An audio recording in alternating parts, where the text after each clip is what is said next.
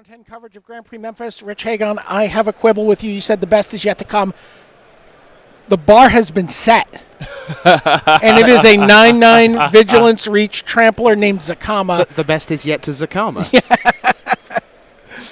Zakama, right. Comma, the Primal Calamity.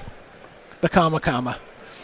So both of these players, 7-2, Sam Berkenbile playing red-green aggro. We see Merfolk Branchwalker card. We've seen a ton of this weekend, but he's playing against Zirui, playing blue-red Artificers. Jake Van Lunen, what is this deck trying to do? I see Saheeli Rai in the list. What is happening here? So Zirui is playing an energy deck that plays a lot of blue and red creatures that make flyers. He's this kind of like mid-range game in that regard. He's in Artifacts Matter. Is that an Ether Swooper? That is an Ether Swooper. Now, the end game to Zirui's deck is particularly exciting because he has Decoction Module in conjunction with Whirler Virtuoso. And that means that he can potentially create an unlimited number of Thopter tokens. Oh my gosh. This is actually the deck I've dreamt about since I drafted this deck. So I told you the best was yet to come. I've lost to this. Have you? Yeah. I lose to the weirdest stuff, man. Meanwhile, Sam Berkenbile is showing us why, his deck is aggro. Coming out of the gate, Merfolk Branchwalker. He's got a Resilient Kenra. But now it's sort of hit a little bit of a sluggish part. Yeah, this is rough for Sam here because when you're playing these red-green aggro decks, turn 4 is supposed to be a really big turn for you. It's when you cast your Rekindling Phoenix. It's when you cast your Chandra, Torch of Defiance. If you just pass the turn on turn 4, it's not where you want to be. So that was a cool interaction there. What ended up happening was Zhou cast his Whirler Virtuoso, and Sam was able to use a Braid with the Virtuoso's trigger to get energy on the stack, and that prevented Zhou from having an opportunity to create a Thopter before the Whirler Virtuoso died. All right, Jade Light Ranger, here we see it again. This card has been everywhere this weekend, in basically every color pair with green. Yeah, it doesn't seem that powerful when you play with it or against it, but it makes your deck run so smoothly. And when you're watching a game with a bird's eye view like this, you see how well it makes your deck consistently run. It makes you hit land drops. It's big. This card is so actually good. filling the void left by Rogue Refiner. Precisely. It is the new Rogue Refiner, if you will. I've been really impressed when people cast it off SRAM's expertise and hit 2 lands. Yeah, we saw that. It's like they don't even spend a card, and they put 4 bodies and 5 points of power on the table. So another Braid here, but then this time you see Zirui is able to make 2 Thopter tokens in response to the Braid.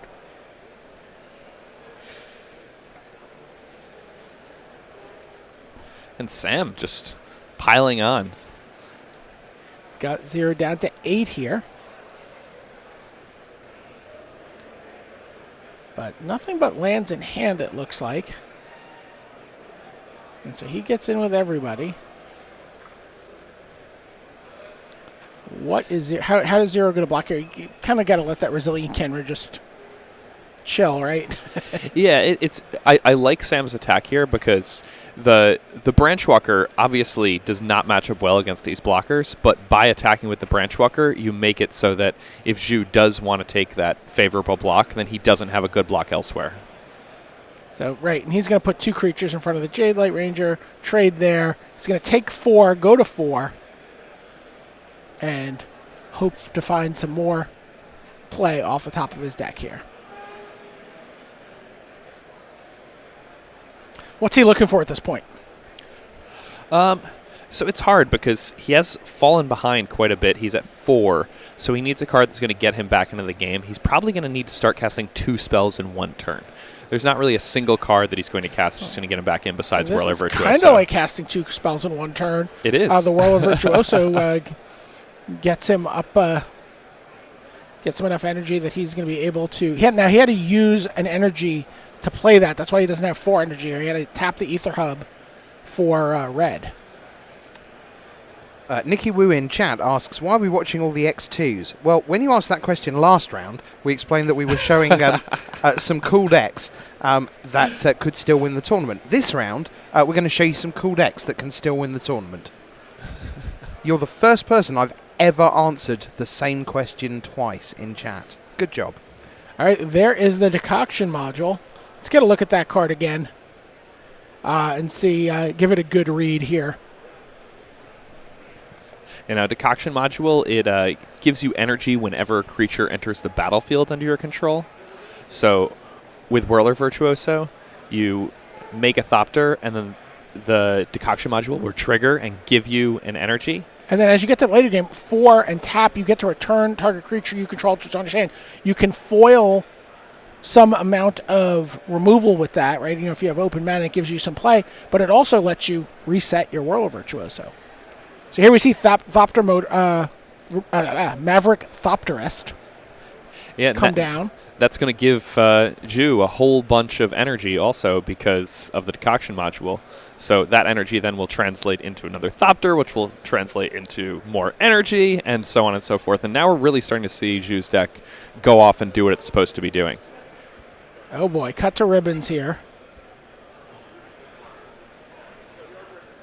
Now, can Sam play the ribbons end of his cut to ribbons? Does he have any way to finish his opponent off? We'll have to find out. I mean, they made it double black for a reason. Yes!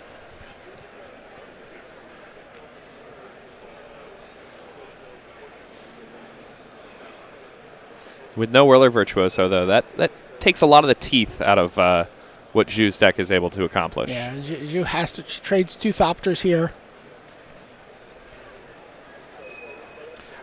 But now he's able to start doing his thing with when he can also return the Maverick Thopterist and replay that and start, just building up a board and gaining a lot of energy. Oh, that was Struggle to Survive. Struggle to Survive. Sorry. Yeah. Thank you, chat. Struggle to Survive has been a nice answer out of these red-green decks for Scarab God. Oh, here's a little bit of life gain for Zirui. He's got an Aethersphere Harvester.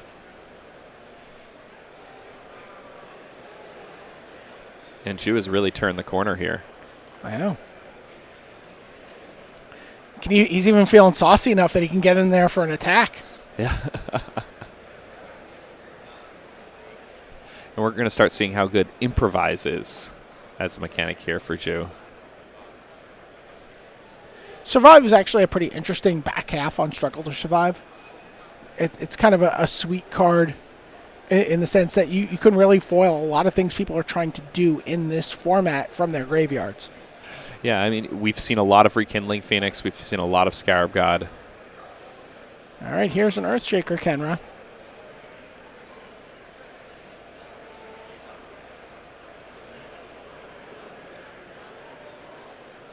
Not sure what it's targeting here, or if he's just saying go.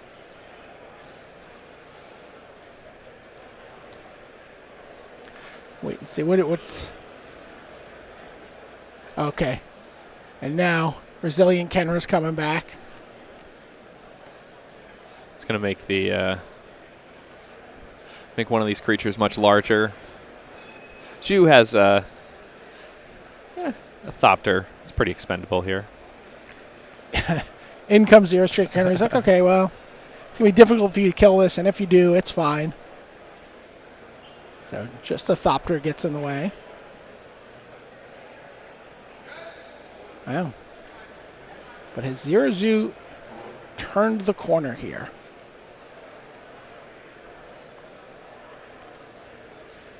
Seemed much more exciting for Sam when there was the possibility of him playing ribbons to finish this game off. Yeah. It's like fantasy magic. Fantasy draft. Struggle to Survive? No. Let's have cut to ribbons and see if he can cast it. I mean, the card looked black from here. Yeah. Several It does people on in our chat screen. said that actually as well, that watching it, they saw it look black. New tinted sleeves. All right.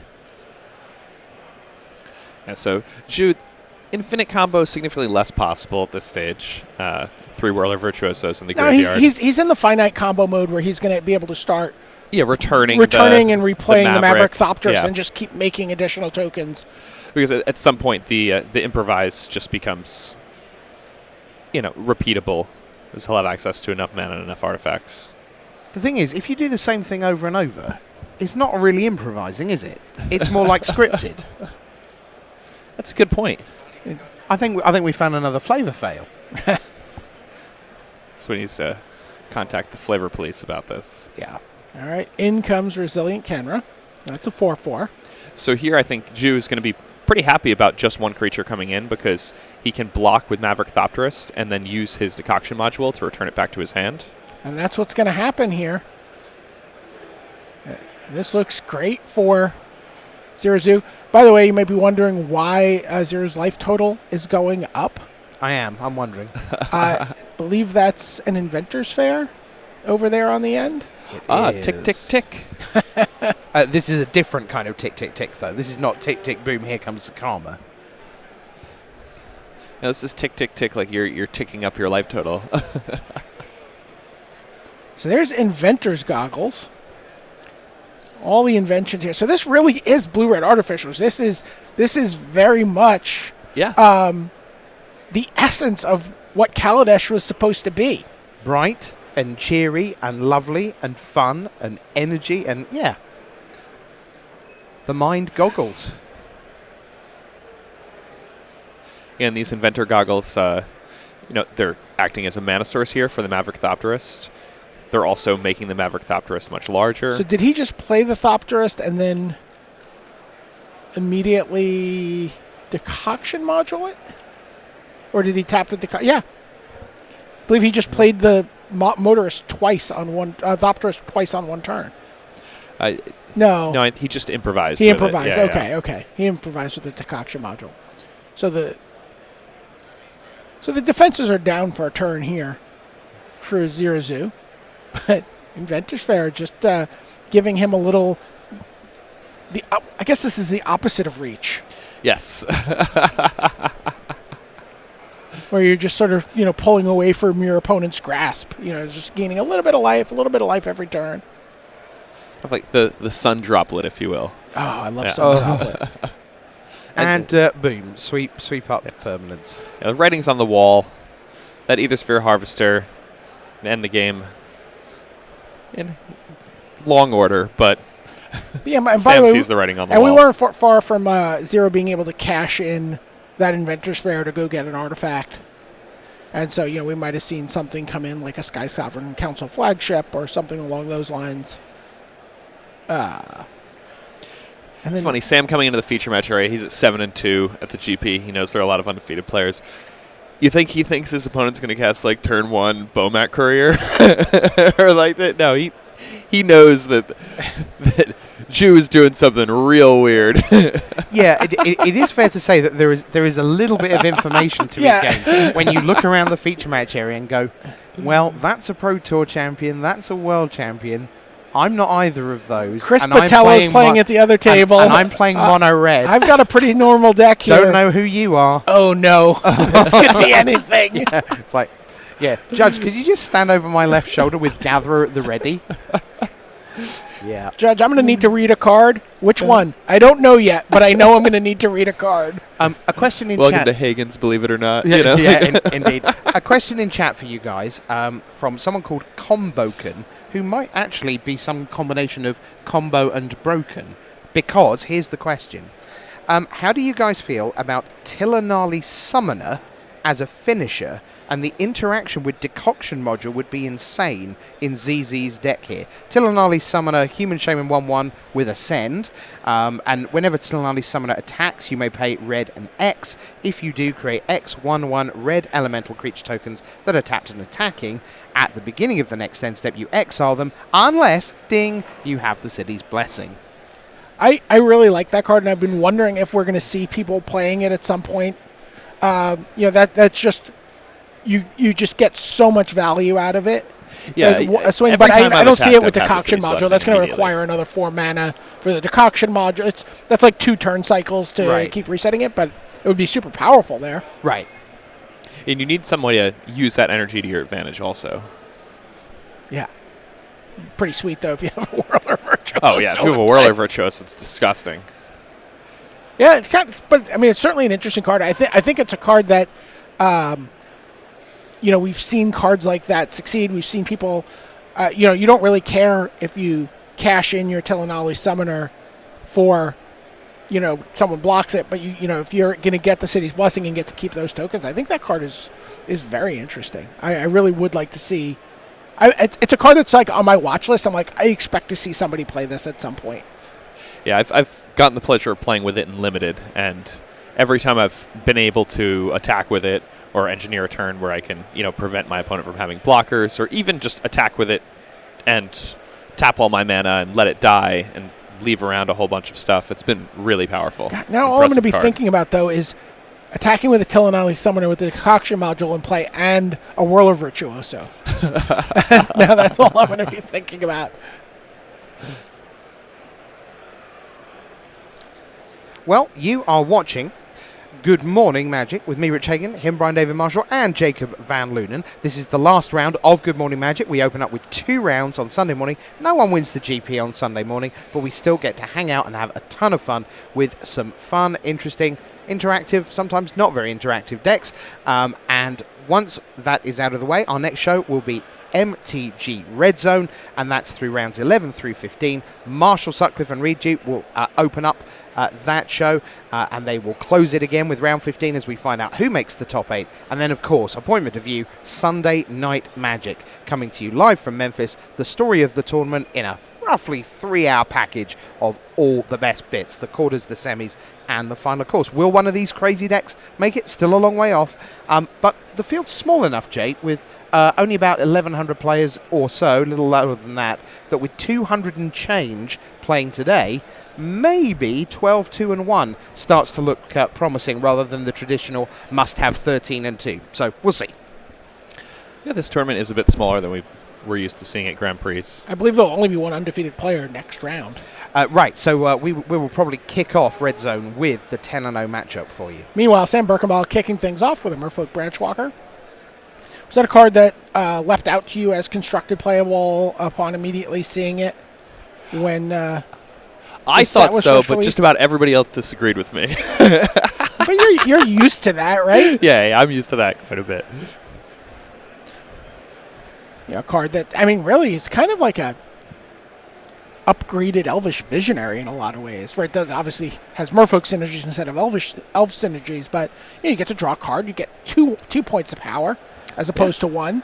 And if not, you're getting a 3-power creature for 2 mana that allows you to scry. Yeah. And that's still a fine deal. Okay, well, combo is online for Zirui here.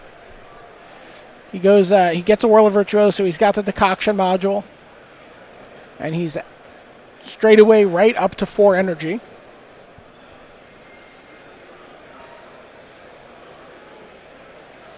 Yeah, if Sam doesn't have a removal spell that can deal with this Whirler Virtuoso right away, he could be in a lot of trouble. Ew. Okay, well, there's a Rekindling Phoenix. Yeah, a really exciting card. One of the best cards out of Rivals of Ixalan. And most beautiful. A gorgeous art there. It looks a little like a Rekindling Owl to me, but...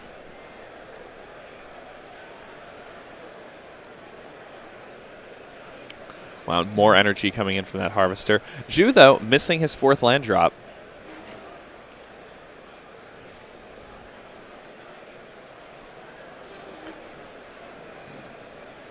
And now he can make 2 Thopters, which would net him another 2 energy.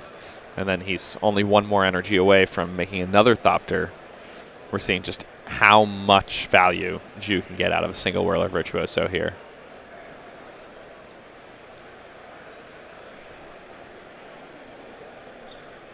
All right. A Harvester also just matches up really nicely against Rekindling Phoenix. A 3/5 flying body is quite good against a 4/3 flying body. And Zhou may think that it's possible that his opponent doesn't have a removal spell because the Whirler Virtuoso is able to live here. All right, well, there's Resilient Kenra, and it's going to get the Phoenix to outclass the Ether Sphere Harvester here. But Zero's going to make a Thopter and just chump block, right? That seems reasonable. I mean, he's saving himself 6 life there. Yeah, and finding himself another turn to maybe find that land that he's looking for. Doesn't seem like he found it, but what did he get? Another Ether Sphere Harvester. Yeah, that's a card you don't necessarily want to draw multiples of. It's fine, especially when you're making this many Thopters, but...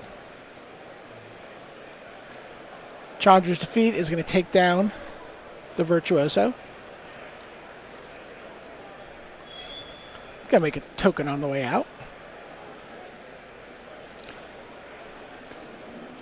But, yeah, Zero's going to need to find something else if he's going to get out from under this Rekindling Phoenix. How about a Glory Bringer? Wow. This is the aggro part. Going to exert the Glory Bringer, take out the only blocker for Zero Zhou.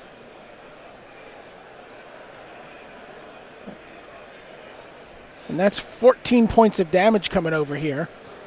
Yeah, the Harvester is going to jump in front of the Phoenix, and it gained Zhou a little bit of life in addition to, preventing 4 of that damage. So I think all in all, he'll end up going down to 11, if my math's right.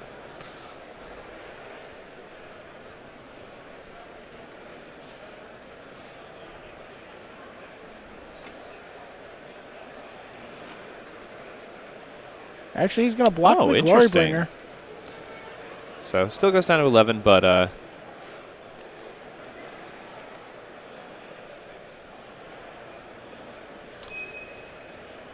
right, come on, Zero. Give us a game here. Land. Find a land. We want to see how this plays out. and one of the problems with Zhou's draw also is that with an Ether Hub as his only red source, yeah, he's forced to use hemorrhaging that. energy.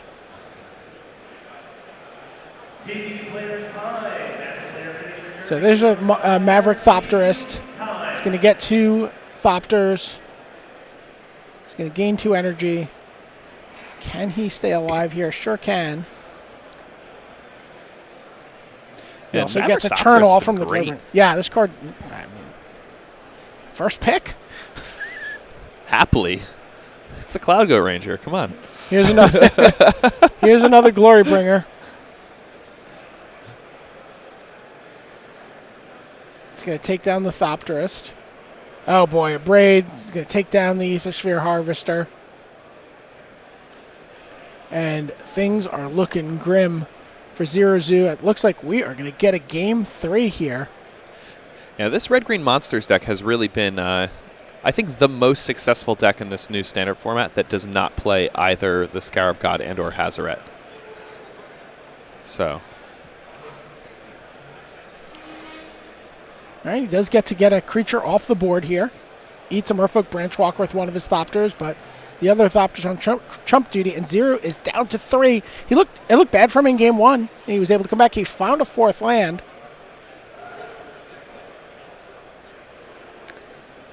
He needs a lot. He needs to generate a lot of bodies here.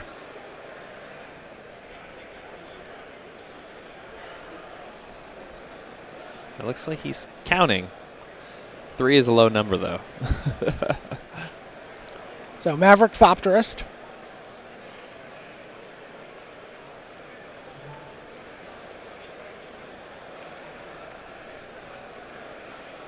And so, yeah, I mean, he can basically go to 1 here.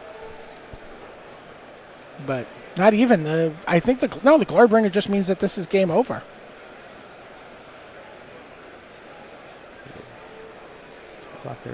Oh, no, the Ether Sphere Harvester is still there. And I forgot he gives had him 2 of lifelink those. also. Yeah. Tricky. Yeah, the Harvester was kind of off-screen last turn.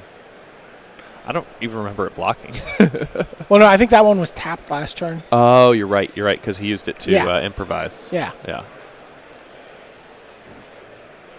So whatever he gets with the Glorybringer is going to crew the Ether Sphere Harvester. I think he still is able to drop. He drops him to 1, but then he goes to 4 with lifelink. going in the wrong direction there. But can Sam afford to wait and hold off and wait for his braids to show up? I don't think so. Or how about a Resilient Kenra? Okay. So Resilient Kenra targets the Merfolk Branchwalker. Attacks. He's going to exert his Glorybringer. Taking down the Maverick Thopterist. It's going to crew the Aethersphere Harvester. But now there's not an easy eat a creature mode here for the Harvester. And you can get the Resilient Kenra or the Phoenix, but both of those things kind of come back. Oh, I guess he just eats. Right, he eats the Branchwalker. That's +2. Yeah, so Zhou gonna jump up to 4 here after this attack, but he's got nothing left. He has nothing left.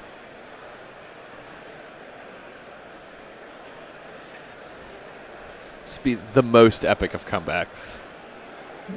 Right, you see in his hand a Harnessed Lightning. All right, well, there is the Whirler Virtuoso. And that can produce 4 Thopters. Yeah, right. Gets him to 9 energy. He gets to make 3 Thopters. Each of those Thopters makes him another energy, which gets him a 4th Thopter. Correct. And he would still have an energy at the end of that. So he is just scrapping along here. Yeah, those of you watching probably, like me, expected this game to end a few turns ago. Yeah, Glorybringers are just toggling away. Just one of them has been exerted every turn, eating something. Yeah. But the Aethersphere Harvesters have just done great work here. So Sam's like, just show me the energy, the currency exchange here. Don't just shortcut it. Is that like the Jerry Maguire of Kaladesh? Show me the energy. Yes.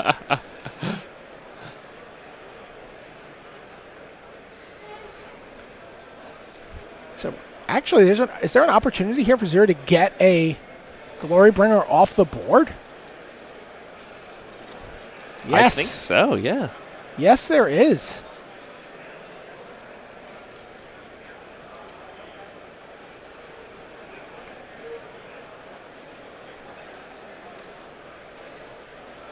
Now, the question is, can he afford to use his last energy here for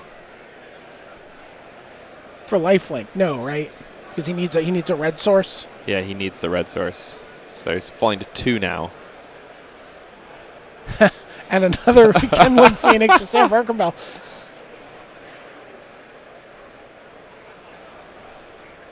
It's just been like a heavyweight bout, and the fight's just almost over, but Sam is also kind of his limbs are heavy. He's standing around. All right, there it is. Throws in the towel finally, and we are going to get game 3 here between this red-green monsters deck, really, against the red-blue Artificers of Zhou. That's right. So you're watching Good Morning Magic. Sam Berkenbile and Zhou will be giving us Game 3 in just a little bit. When they are done, we'll take a quick break, reset things, and then we will show you from the get-go Asa Snyder, who's playing a Masterminds Acquisition ramp deck.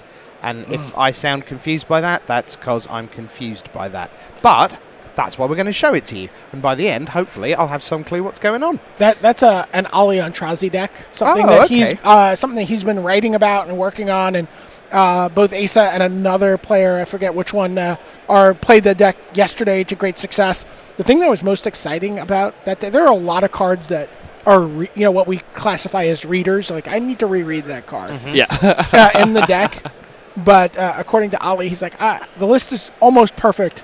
I would have played 1 Swarm Intelligence if I was them. Swarm Intelligence? What is this? It's a 7-mana enchantment that whenever you play a instant or sorcery, you may copy it.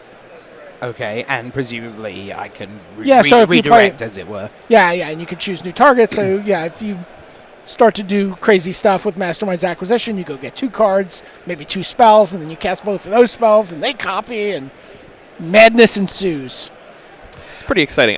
To me, I think the most exciting card in the deck is Wildest Dreams. Oh, yeah, it's a card absolutely. And it's possibly another song for so Rich exciting. to sing. No.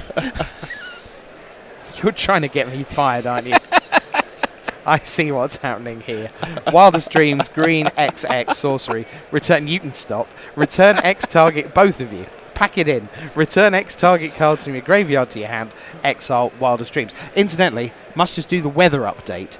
I can reveal from my view of no windows whatsoever that it is not raining outside. The way I know this is I look to my right and I see a Marshall Sutcliffe and a Reed Duke. They have arrived and they don't look like they've just stepped out of the shower with all their clothes on, which is what they looked like yesterday. Drowned and Rats they'd have fit right in. If you look through the Magic Pro Tour Twitter account, you can find if you wondered for some reason what Reed Duke's hair looks like damp, you can now actualize that image on Twitter. Oh, God. Oh, dear. He has his fans. Chat, what should we talk about next? Anything. Give me anything. The first suggestion, that's what I'll turn to. Players shuffling up here for game 3. Back to Magic. We are going to get red-green monsters versus blue-red artificers. Puntoast says, talk about me. You know, Puntoast is in chat right now. He has a little purple sign for his name. It just says Puntoast. I wonder whether is that like when you go to Spain and you don't order pinchos? Oh, you've puntoast? I've puntoast, yeah. Or it could be a punt-oast, because oust was a card, not oast. Yeah. Wasn't it? But I don't know whether it's puntoast or punt-oast, and I feel we've transitioned beautifully away now from there. The bun is the lowest form of humor. Fair enough. Here comes game number 3.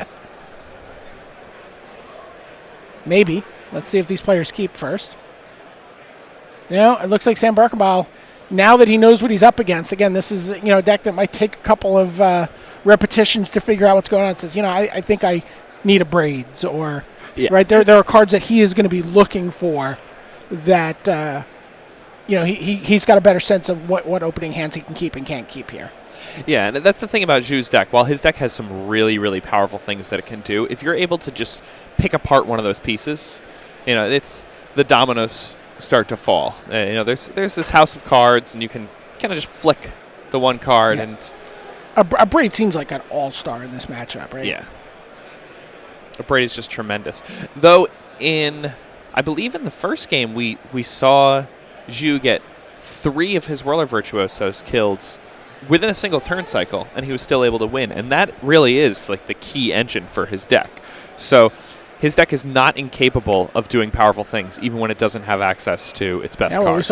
Basically, Decoction Module Maverick Thopterist with Inventor's Fair was what won that game for Zirui. Okay, so we are going to get a game 3 here. Sam Berkenbile has kept his hand. He's on the draw, and we're opening things up with a Renegade map from Zirui. And there's the Decoction Module. And no turn 2 play from Sam. And both players are just... Oh, we're going to get a Maverick Thopterist on turn 3 with Improvise. A well-rehearsed Improvise. Will you accept that, Rich? Fine. Yes. 4 points of power, 3 bodies on the table. He's workshopped it at Open Magic Nights. That also generates him quite a bit of energy there. All right, so here is Jade Light Ranger, gets 1 land, sees a Resilient Kenra on top. Rogue Refiner mode. Yeah. But even better, he gets to scry away that Kenra that he doesn't he gets want. to put the Kenra in the yard. And scrying away that Kenra, it's not just scrying it away, it puts it in the graveyard. And, Resilient Kenra, that has Eternalize. And you can pay mana, you can return that to the battlefield as a 4/4 that's pumping your creatures. Wow, Ziru's deck is firing on all cylinders here. Here is Chandra, Torch of Defiance. Wow. And he is going to tick up, get 2 red mana, use that to cast Harness Lightning to take down the Ranger, and then he gets to attack as well. So a nice turn for him. Drop Sam Berkenbile to 16. What does he have? I guess Chandra was out of the board, Jake? Yes. Right. Yes. Two Chandra Torch of Defiance coming in out of the board. Cool. Thank you. Yeah, Chandra, a card that you normally take it down when you're playing against black decks in this standard format because of Vraska's Contempt, but when you're playing against a deck like red-green, and Saheeli Rai has now hit the board. Very exciting. This is a card we have not seen since the days of the Guardian. combo. Yeah. Felidar Guardian. I'm surprised we haven't seen it at least a little bit with Regal Caracal. Fair. Get your Jeskai brew going.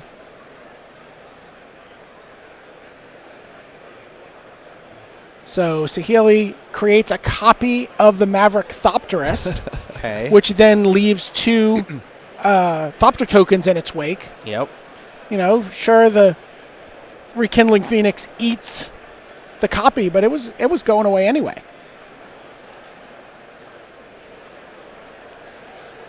And we've seen a lot of different ways to go wide, but this Zero may have one of the unique takes in the room here. Yeah, and with these 2 Planeswalkers on the battlefield now, too, and, just an army of blockers ready to defend them, it's going to be really hard for Sam to interact. I imagine, if this game doesn't end beforehand, this could be one of our opportunities to see Chandra Torch of Defiance create an emblem. Oh, absolutely. That's always the best. By the way, a deck we saw last round, Chris five. Patello outraced a Chandra emblem with Zakama. It's hard to do. It's really hard. Well, if you're gaining 9 life a turn, and Yeah, but if they double spell at any point, they can kill your Zakama, they're not right? double spelling at that point. All right, Renegade Map gets sacrificed at the end of the turn here.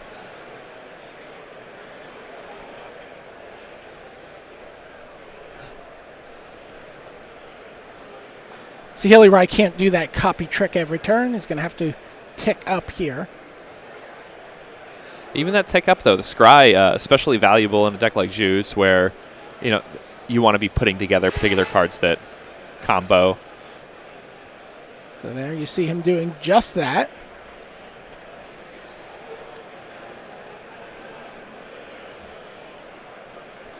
And we are in the at the point in the game also now where he can just start. He does have enough mana that he can actually do the Maverick Thopterist. We're probably a turn away from that, actually. Before he starts really going off with it. So you get to return the Thopterist with Decoction Module and then improvise it back into play.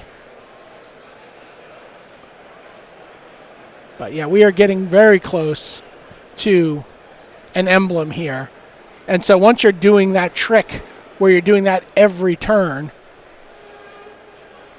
with the Thopterist, that's also 5 damage every turn. Yeah. Just by the by. All right, so the Maverick Thopterist is attacking.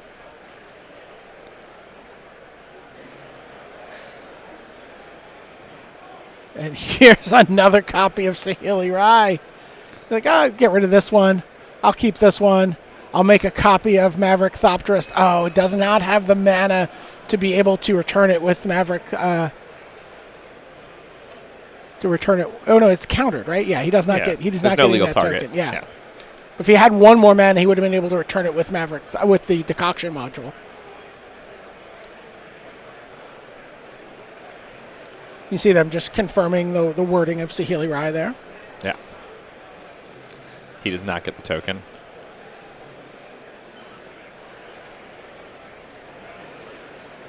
Yeah, judges are coming in, doing a little reading too. Yeah.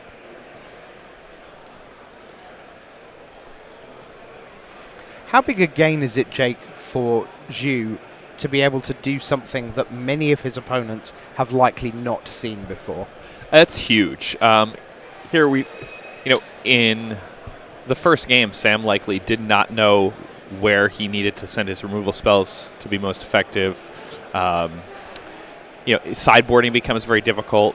A lot of players coming into a tournament will have sideboarding plans for each of the decks they expect to face off against. And those plans have been things that they've bounced off their friends. They've read articles that have talked about how they should be sideboarding with their deck against different decks. it's possible in game 1 he was supposed to kill the decoction module with one of his abrades at some point. This is huge, what's happening here right now. Oh. So the Chandra, which seemed to have been protected by that army of Thopters, is now being attacked by a Rekindling Phoenix, and Sam is able to use the Ronus the Indomitable to give it trample, and that means that we will not be seeing an ultimate on the next turn. Sam may have found a way to work his way through this. It looked so bad for him. We were basically just talking about how the game would, eventually just end in Zhou's favor because of how big an advantage he had. But that's not what it seems like Ronus the Indomitable anymore. has just completely turned this game around. I mean, that's some of the biggest impact I've seen that card have on a game. You see Sam putting some dice on his deck to just remind himself about the Rekindling Phoenix ability here. Yep. Does not want to forget that token, but Chandra's going to take that token out. Go down to 1. So, he's bought himself a lot of Chandra turns, though, with that 1 Ronus. Yeah, here. Oh, wow. Wow, here's a Glory Bringer, but Metallic Rebuke is going to counter the Glory Bringer here. And Zirui gets to untap with both of his Planeswalkers still on the board. There you get a look at Metallic Rebuke. Yeah, that's a big swing for Zhou there.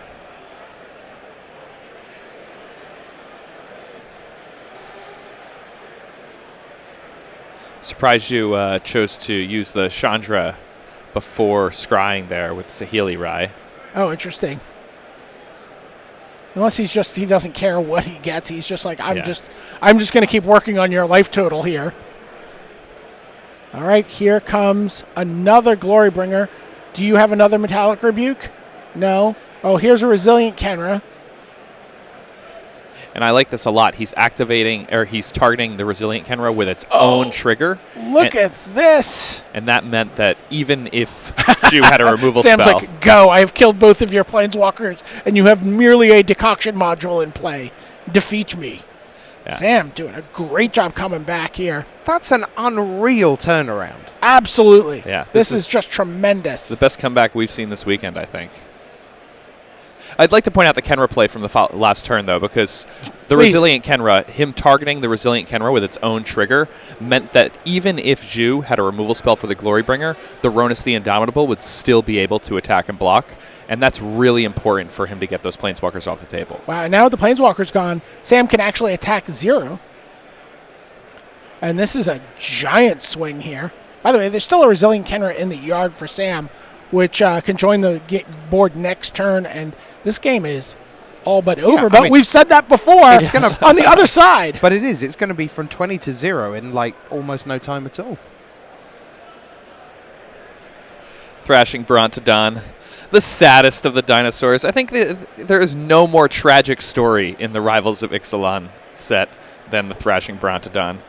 It cares more about preserving the herd's territory than about preserving itself. It's also just great against Zhou's deck. Coincidentally. Oh, how about a confiscation coup from Zirui? He's going to take Ronus the Indomitable. Can't come back again, surely. Yeah, not quite enough here. Zirui's at 10. But there is, we know that there's that Resilient Kenra in the yard. Yeah. And he just has to... He's picking up the 6 mana. Bring it back. Yep, here it comes. 4/4 gives something a bonus when it comes into play. X is equal to its power. So where are we going to put that? He does it to the Brontodon, and Zirui. Wow, what an amazing comeback from Sam Berkenbile there. Worked his way dealt through with the slog. It's like 2 Planeswalkers with 1 stone. Yeah. He went out rock climbing, a boulder fell on his arm. It looked like he was just going to be out there dying of thirst, and instead he was like, you know what? Not good enough. Well, obviously we like our fun and cool decks to do well, but that was a fantastic match of Magic all around. So what we're going to do is we're going to head to a break in just a moment. When we come back, we've saved, it's almost impossible to say the best for last, because we've had Zakama in round 9, we've had that, seeing the blue-red do all its thing, and then the crazy comeback from Sam Berkenbile. Nonetheless, we have Asa Snyder with Mastermind's Acquisition Ramp. You want to see this deck. You do want to see this deck, indeed. And we'll do that after these messages.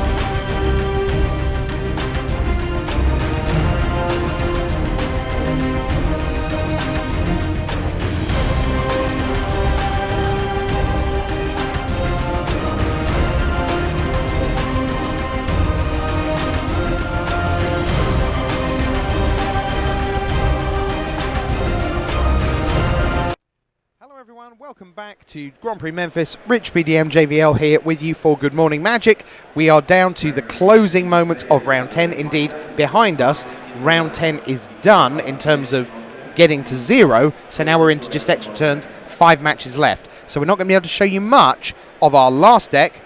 Let's just get to game number 3. Let's head on down. And as I say, it is the decider, and it is Mastermind Ramp. Asa Snyder against Red Green Monsters for Scott Phillips. With the call, here's BDM and JVL. All right, game 3 here. Red Green Monsters. This is very similar to the deck we just saw from Sam Berkenbile, which was classified as Red Green Aggro. I'm assuming that has something to do with the creature curve. Scott Phillips probably not playing the Merfolk Branchwalkers and Jade-like Rangers or something like that. I imagine he probably still is. Those are just the stock in these red-green decks. It's just a naming convention. Yeah. Choose one name or choose no, another. there's the Merfolk Branchwalker right there. Deck looks very similar. So there's the Jade-like and there's the Jade-like Ranger. What was that card on top? A Thrashing Brontodon. So the Thrashing Brontodon has arrived in Standard. It has. That's true. I mean, it's a sweet card, right? It's a nice curved creature. It's a really solid body, but it also just serves as a way to deal with an artifact or an enchantment for 4 total mana. Yeah, and the fact that it costs 3 mana means it's hard to get off the table with a Fiddle Push. It means you can't abrade it. There are a lot of nice things that Thrashing Brontodon really has going for it. So Battle at the Bridge comes down and takes care of the Jade-like Guardian. But here is Chandra, Torch of Defiance. And how does Asa Snyder's deck deal with a Planeswalker? So Vraska's Contempt is really the main plan for dealing with a card like Chandra's Torch of Defiance for Asa Snyder. Asa Snyder's deck is a deck that you might only see in your wildest dreams. This is a deck that literally was made by Ali Antrazi. It's been writing about it. There are a few people playing it to some success here this weekend. Well, there's the Vraska's Contempt. Just immediately takes care of Chandra. Gains back a little bit of life there for Asa. But go ahead. You were talking about Ali Antrazi. Has been writing about this deck in his column. Yeah, and it's one of the most exciting decks I've seen this weekend because it just touches my soul in such a beautiful way. I really enjoyed how... I actually enjoyed how Ollie wrote about it because he gives in the middle of the article about it, he gave bullet points where he's like, these are the things that matter and these are the things you need to remember while playing this deck, and just kind of like ticked off a list of things you needed to know. It was really very good. All right, so there's the Thrashing Brontodon. Leaving open mana.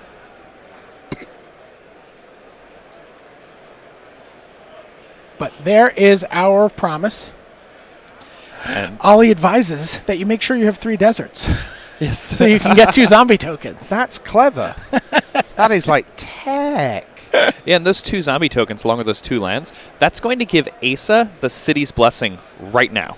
Just out of nowhere. So he just had 6 lands in play. You need 10 permanents to get the City's Blessing. He because, has of one course, card. we have the Arch of Boom. Orazca is in play already for him. So that means True. he's going to be, if this game goes on, he's going to be able to pay 6 mana to draw a card. Tap 6 lands to draw a card at the end of, or Scott's turn, or on his turn, or... Yeah, and I mean, once he gets a couple more lands in play, that's a really powerful thing to be doing because he has a lot of ways to pay, 1, 3, or 4 mana to, deal with the cards that Scott Phillips is presenting one at a time. And over the course of the game, Scott Phillips will just run out of resources, and the Arch of Orazca will just take the game over all by itself. So I'm just going to occasionally share some of Ollie's tips for playing the deck. Awesome. So later in the game, when you're casting Hour of Promise and you've gotten your utility lands, make sure to put lands onto the battlefield that don't cycle. Make sure you're not getting your cycling lands, because that way, when you draw those, you'll be able to cycle them, and as opposed to getting those out of your deck and then drawing lands that don't cycle in the late game is really bad. That's a fun fact.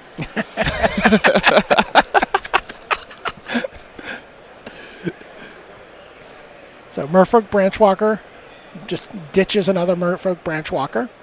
It's like, no, we're going to need something a little better than that here.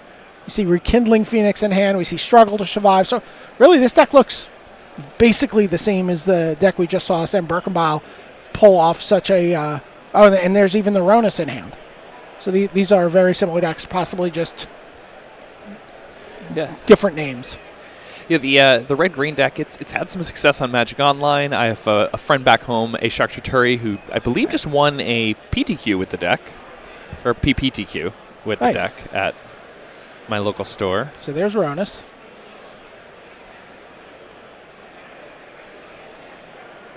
What is Asa going to do here?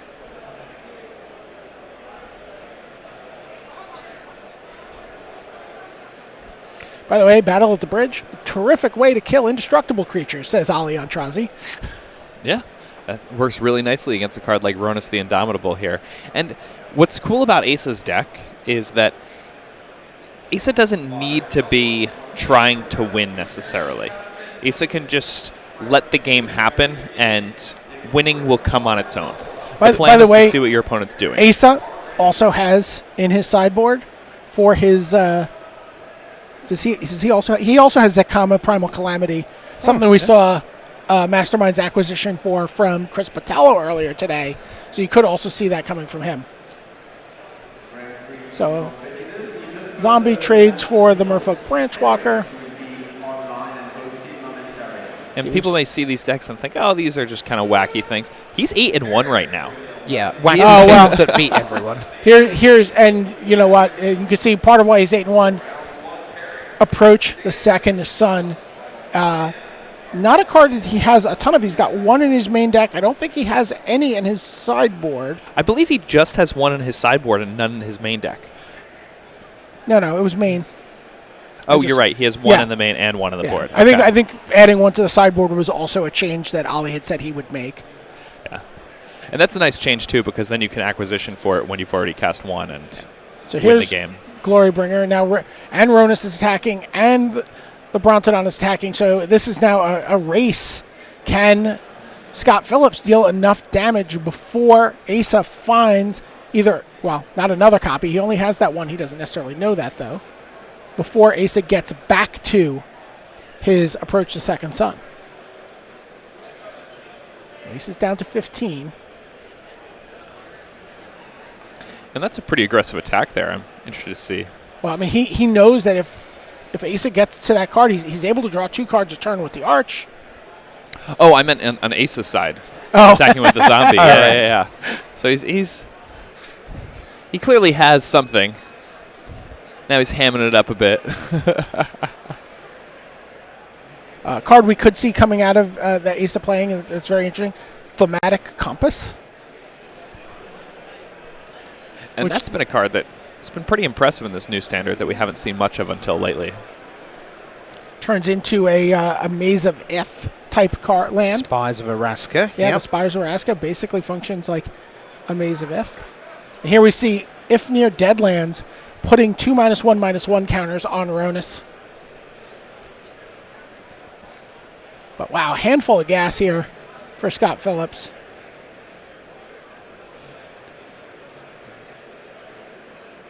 He's got an Earthshaker Kenra. Had to go looking for a new home. He's found some red-green monsters to take him into their home with the mono-red decks somewhat on the decline. Smash. Oh, that's the hand. Wow. Scott Phillips, red-green monsters just stomping on fun for the last 2 rounds here. Yeah, that can happen.